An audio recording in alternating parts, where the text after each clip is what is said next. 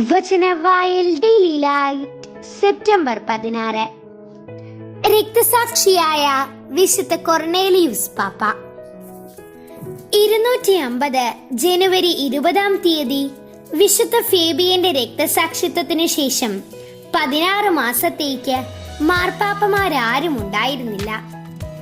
അത്രയ്ക്ക് ഭയങ്കരമായിരുന്നു അന്നത്തെ ചക്രവർത്തി ഡേസിയൂസ് നടത്തിയ മതപീഡനം.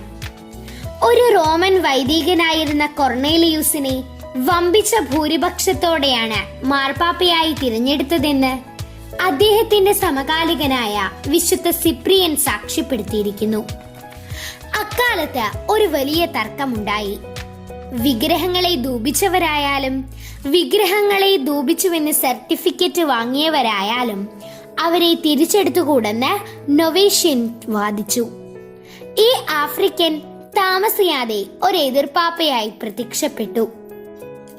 അനുദപിക്കുന്ന മതത്യാഗികൾക്ക് ഉചിതമായ പ്രായശ്ചിത്തത്തിന് ശേഷം തിരുസഭയിലേക്കും കൂദാശ സ്വീകരണത്തിലേക്കും പ്രവേശനം നൽകുന്നതിന് തിരുസഭയ്ക്ക് അധികാരമുണ്ടെന്ന് കൊർണേലിയൂസ് പാപ്പ പഠിച്ചു.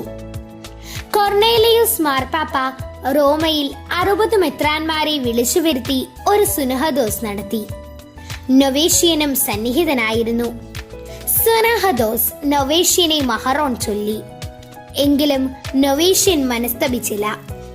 വിശുദ്ധ സിപ്രിയൻ കൊർണേലിയൂസ് മാർപ്പാപ്പയുടെ കൃത്യബോധത്തെയും കാരുണ്യത്തെയും വാനോളം പുകഴ്ത്തി. ഡേസിയൂസ് ചക്രവർത്തി 251 മരിച്ചു. അദ്ദേഹത്തിന്റെ സൈന്യാധിപൻ ഗാലൂസ് ചക്രവർത്തിയായി.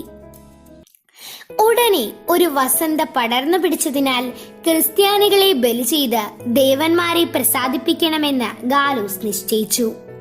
കൊർണേലിയൂസിന് തന്നെ ആദ്യത്തെ രക്തസാക്ഷിത്വ മകുടം സിദ്ധിച്ചു. ഈ വിശുദ്ധന്റെ ജീവിതം നമുക്ക് അന്വർത്ഥമാക്കി തരുന്ന തിരുവചനം ഇതാണ്: കർത്താവിന്റെ സ്നേഹം ഒരിക്കലും അസ്തമിക്കുന്നില്ല, അവിടുത്തെ കാരുണ്യം അവസാനിക്കുന്നുമില്ല. വിലാപങ്ങൾ 3-ാം അധ്യായം 22-ാം വാക്യം. വിചിന്തനം: സമയമുള്ളപ്പോൾ അവിശ്രമം കഴിവുള്ളിടത്തോളം നന്മ ചെയ്യുക.